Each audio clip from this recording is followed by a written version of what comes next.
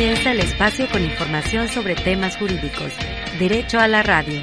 Con el análisis, la voz y el enfoque de especialistas en el derecho, la aplicación de la justicia y el respeto a los derechos humanos. Derecho a la radio, donde el ejercicio de la justicia es el ejercicio de la libertad.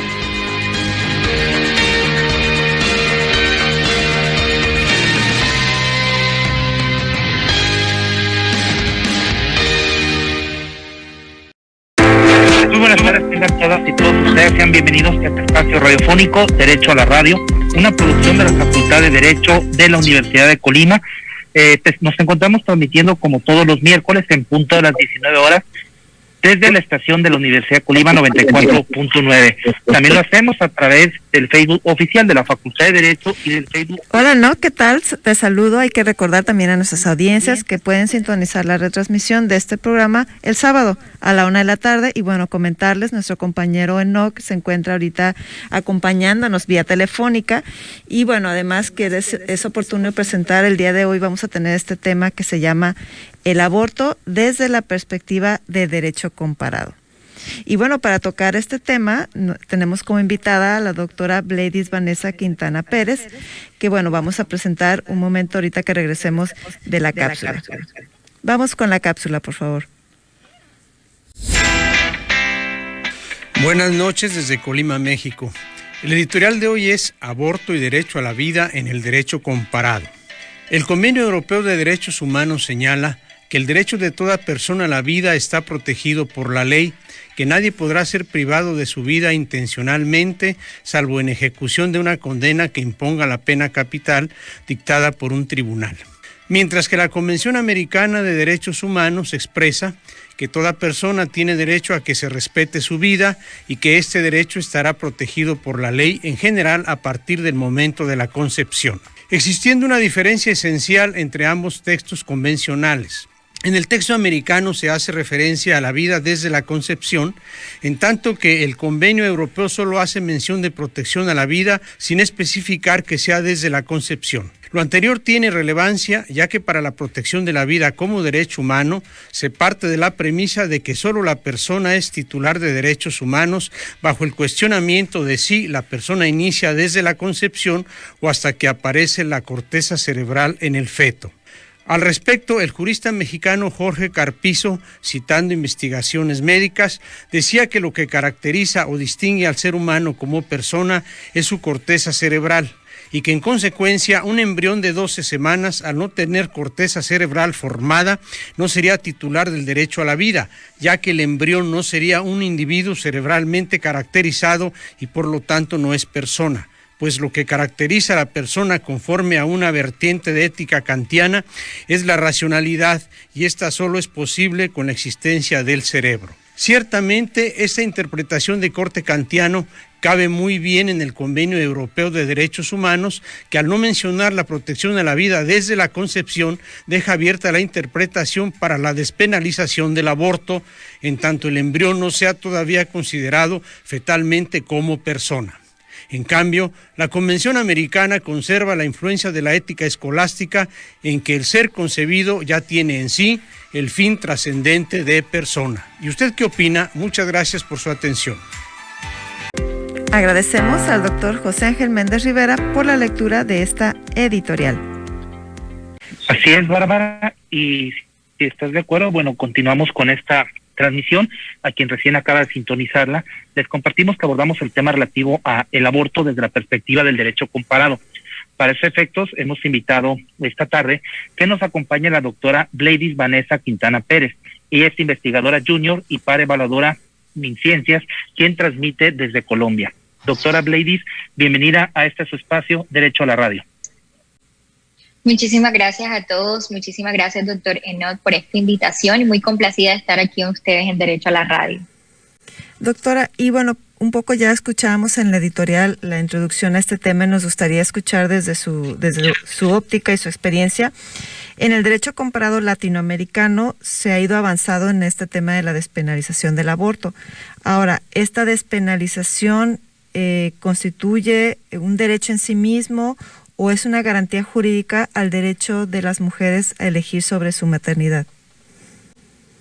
Bueno, lo primero que debemos partir es que las tramas de la interrupción voluntaria del embarazo, aborto, en América Latina es bastante compleja, mientras que en algunos países esas tramas pueden ir avanzando hacia la liberalización con ritmos y éxitos dispares, como ocurrió, por ejemplo, en los últimos años en Uruguay.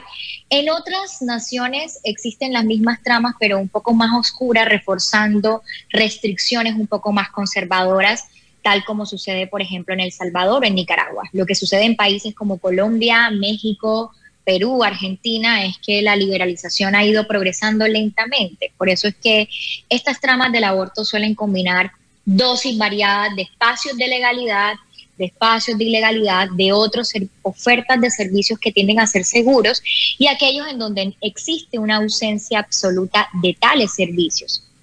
Es por eso que considero que las tramas del aborto en América Latina tienen bastantes contradicciones, son bastante diversas y tan contradictorias y diversas como lo es nuestra sociedad. Podemos decir también que existen 25 millones de abortos que suceden en el mundo, y si nos vamos a ese tipo de cifras que son emitidas diariamente por la Organización Mundial de la Salud, se estima que en los países en los cuales el aborto es ilegal, muchas de las mujeres se ven obligadas a recurrir a prácticas de procedimientos médicos inseguros que ponen en riesgo su vida, que ponen en riesgo su salud y que dan como resultado que anualmente alrededor de 67,000 mujeres mueran por abortos mal practicados, lo que equivale normalmente al 13% de la mortalidad materna. Si bajo ese interrogante y bajo ese contexto, claramente que la despenalización del aborto desde la Declaración Universal de los Derechos Humanos en 1948 no solamente se funda a partir del derecho a la vida, sino también del derecho a esa libertad. Está íntimamente ligado a la salud, a la integridad, a la autodeterminación de la mujer, a su intimidad y a la dignidad para poder elegir. Y en esa libertad podemos decir que es un derecho en sí mismo que entra a estar en ponderación con otro tipo de circunstancias y derechos también que claramente llegan a obtener esa garantía jurídica. Ahora, doctora, nos quedan 5 minutos para cerrar este primer bloque y en función de las reflexiones que usted nos ha compartido, nos gustaría plantearle lo siguiente. La despenalización del aborto no constituye una despenalización absoluta al estar sujeta a causales o a condiciones temporales, antes de las 12 semanas en México y antes de las 24 semanas en Colombia. ¿Ello no obstaculiza acaso el derecho de la mujer a decidir sobre su maternidad? Bueno, muchos organismos internacionales, dentro de los cuales se encuentran el Comité de Derechos Económicos, Sociales y Culturales, ha establecido que existe un derecho, y es que el derecho de todas las personas a que puedan disfrutar el más alto nivel posible de salud. La necesidad de despenalizar el aborto a partir de ese procedimiento de interrupción voluntaria del embarazo es una medida que se adopta en favor de la salud y los derechos sexuales y reproductivos de esta población, de las mujeres, así como una forma de actuar en contra de algún tipo de violencia hacia las mujeres. En particular, podemos decir desde la esfera internacional que existen elementos de distinto valor normativo que han propugnado que la despenalización del aborto, más allá de esas causales que se entran a definir por varios países, inciden en una nueva comprensión constitucional del fenómeno, es decir, inicia con una progresividad y claramente va a ser a partir de las causales que han establecido, ya sea por temporalidad, ya sea por algunas circunstancias de especial arraigo en América Latina, pues la mujer va a tener la posibilidad de decidir, pero no es un derecho que se encuentre de forma absoluta, de ahí que las diversas ponderaciones, que es una de las ponderaciones más difíciles que podemos decir que existe en el ordenamiento jurídico y que están en cabeza de los jueces en este momento y de los operadores jurídicos, de poder establecer a partir de ese rango constitucional a qué derecho le otorga un mayor peso, pero claramente dentro de esa autonomía considero que la mujer en sí misma, a partir de ese fenómeno de la maternidad, biológico, además, que puede incidir desde cualquier tipo de aspecto, no solamente desde el punto de vista de su salud física, sino también desde su salud mental, está en la autonomía. Y ahí lo más importante es que el Estado de cada país pueda brindar unas garantías para que nuestras mujeres puedan acceder a este tipo de procedimientos y que puedan ser acompañadas sin ser victimizadas, sin ser señaladas y estigmatizadas ante este tipo de procedimientos. Sí, repitiendo o replanteando esta pregunta, frente a este avance en la despenalización del aborto en varios países de América Latina, ¿se puede hablar de que existe una nueva interpretación del derecho a la vida que se contiene en la Convención Interamericana de Derechos Humanos? Sí, dado que ni la vida como valor ni el derecho a la vida tienen un carácter absoluto, los sistemas jurídicos han tipificado para su protección diferentes conductas y las ha sancionado con diferente intensidad. En esa medida, la nueva interpretación de ese derecho a la vida se dispone para proteger no solamente la vida de quien está por nacer, sino también la autonomía reproductiva de la mujer, su dignidad, su salud y la libertad de conciencia. La tipificación del delito en sí mismo de aborto con algún tipo de consentimiento en el actual contexto normativo entra en fuerte tensión con otro tipo de derechos, como lo mencionaba anteriormente. Los derechos reproductivos de las mujeres, de las niñas y las personas gestantes. Existe entonces ese deber de respeto al derecho a la salud a cargo del Estado, que involucra y que supone también y no se limita a la realización de un procedimiento médico en esa nueva interpretación, sino que también supone unos componentes básicos de información, unos componentes básicos de accesibilidad, unos componentes básicos de disponibilidad en los servicios por parte de las entidades prestadoras de servicios que realizan este tipo de procedimientos. Entonces, sancionar de forma categórica y sin ningún tipo de alternativa a quienes acceden a la interrupción voluntaria del embarazo o aborto, incluso en las primeras semanas, representaría en sí mismo una injerencia también del Estado en el disfrute de ese derecho a la salud de la población, lo que muy seguramente incrementa el riesgo de abortos inseguros que ponen en peligro aquellas garantías. Entonces, de alguna manera sí se está realizando esa interpretación del derecho a la vida bajo el esquema y la protección de otro tipo de garantías con igual rango constitucional en muchísimos de nuestros ordenamientos jurídicos. Ahora, doctora, en función de estas reflexiones que se han vertido en el programa, el siguiente planteamiento sería: en estados democráticos es legítimo que movimientos como el feminismo impulsen los derechos humanos reproductivos de la mujer. Ello implica entonces que la vigencia de derechos humanos, como los relacionados con el aborto, debieran ser democráticamente consultados.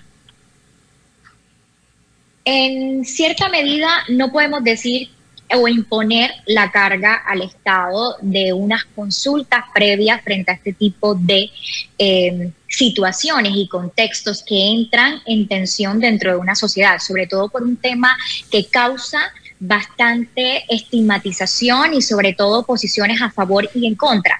Lo cierto es que el Estado sí debe brindar unas garantías de participación a este tipo de movimientos. Debe brindar y continuar brindando a los estados democráticos unos instrumentos que le permitan a estos movimientos feministas poder impulsar sus voces a través de los cuerpos legislativos o a través de los cuerpos jurisdiccionales para representar claramente la voluntad de muchísimas mujeres y de muchísimas voces. Debe ser, sin duda alguna, una manifestación de la misma sociedad democrática, de los estados democráticos, y por lo tanto sí se les deben brindar unas garantías más allá que resulten ser de procedimientos indispensables para considerar o no la vigencia de una normativa o la eficacia de algún tipo de pronunciamiento por parte de las altas cortes. Pero sin duda alguna sí están ellos, sobre todo, protegidos por el mismo sistema para participar activamente, y debemos otorgarles el valor que tienen los movimientos feministas en muchos de los cambios que se han tenido en las legislaciones, no solamente en América Latina, sino alrededor del mundo, y por lo tanto se les deben brindar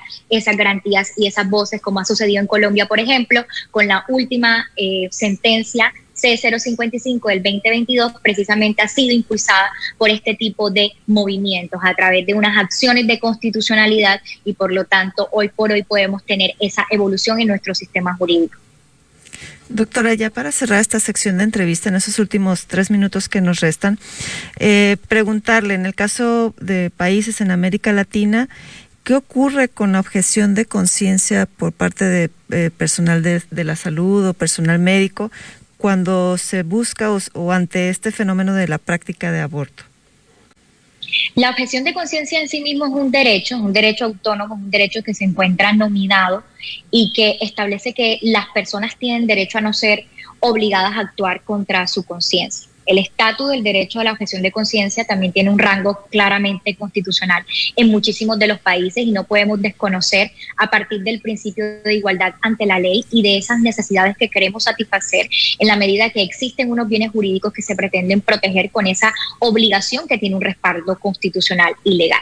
El estatus del derecho a la objeción de conciencia de algunos médicos en la práctica del aborto es una garantía constitucional que debe brindársele, pero es una garantía de la cual también deben estar correctamente informados para que el procedimiento se pueda llevar a cabo de tal forma. No solamente basta con que un médico firme un consentimiento informado a partir de texto o una réplica de un texto a otro, no. Se requiere que el médico evidentemente en ese ejercicio de autonomía y libertad, también plasme su voluntad y objete la conciencia por algún tipo de motivo ético, religioso, que le impida practicar el aborto, pero también creo que debe existir una limitación, pero ya más desde un contenido ético del médico, al momento de objetar su conciencia, que también pueda acompañar a nuestra mujer que ha decidido por este tipo de procedimientos para que no ocurra en ese proceso de estigmatización. En muchísimas de las experiencias hay mujeres que cuando le informan al médico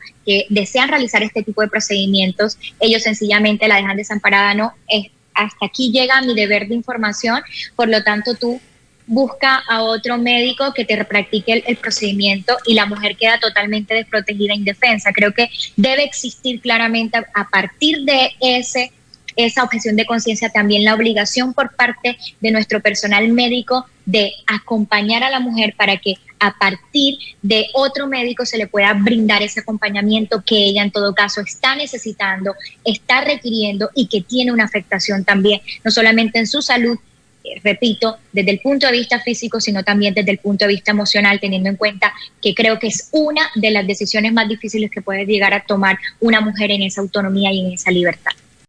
Bueno, hemos llegado al final de esta entrevista. Agradecemos a la doctora Bleidis Vanessa Quintana Pérez. Recordemos, ella es investigadora junior y par, evaluadora MinCiencias. Muchas gracias, doctora, por habernos acompañado. Muchísimas gracias a ustedes. Derecho a la radio, donde el ejercicio de la justicia es el ejercicio de la libertad. Continuamos en breve.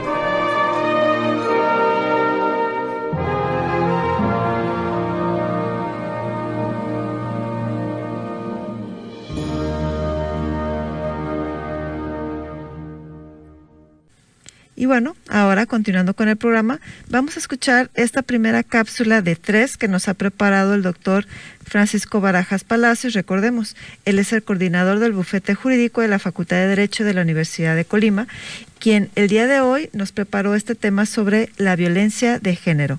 Adelante, doctor, le escuchamos. Querido radioescuchas, ¿qué es la violencia de género?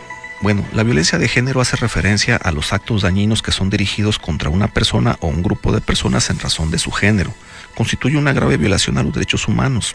Al mismo tiempo se trata de un problema de salud y un problema de protección social en donde lo que tiene que preservarse es el valor más fundamental en el individuo, es decir, su integridad física y su vida. ¿Cómo se ha generado la violencia de género? Bueno, desafortunadamente la violencia de género nace a partir de ciertas normas que son perjudiciales, usos y costumbres que desafortunadamente se han malentendido, abuso de poder y una desigualdad en el género de las personas. ¿Quiénes pueden ser víctimas de este tipo de violencia de género?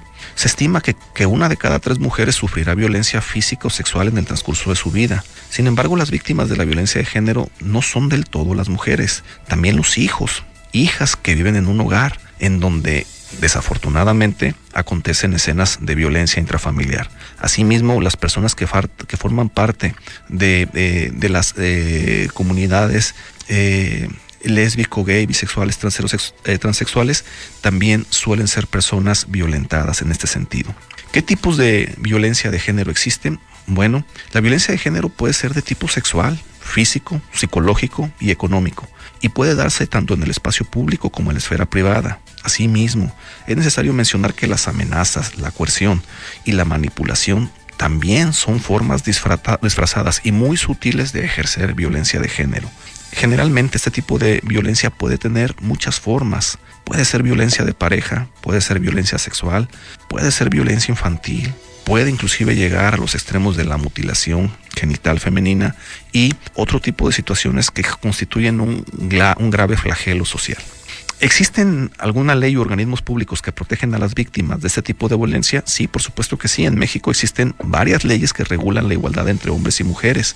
Por ejemplo, la Ley General para la Igualdad entre Mujeres y Hombres, la Ley General de Acceso a las Mujeres a una vida libre de violencia, el Reglamento de la Ley General de Acceso a las Mujeres a una vida libre de violencia, así como la Ley para prevenir y sancionar la trata de personas. ¿Sí?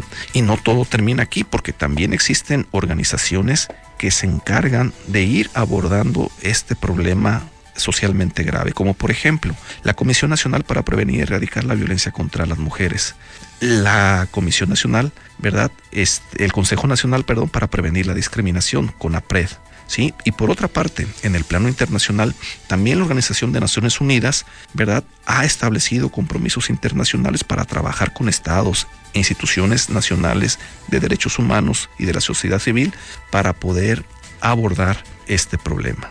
Muchísimas gracias.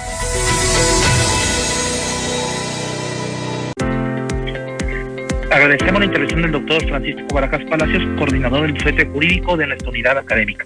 Desafortunadamente el tiempo para esta transmisión se ha agotado. Agradecemos en los controles a Oscar Segura, Alejandra García, también a Fátima Nava, Martín Sánchez, a Beto, que se han comunicado con esta transmisión, al equipo de producción, José Ángel Méndez Rivera, Francisco Mayoral, Reina Andrade, Julio César, Llenas Ceballos, y sobre todo a ustedes, nuestros escuchas que hacen posible este programa. Se despiden desde estos micrófonos Bárbara Mancera y Enoc Morán. Que tengan ustedes muy buena tarde.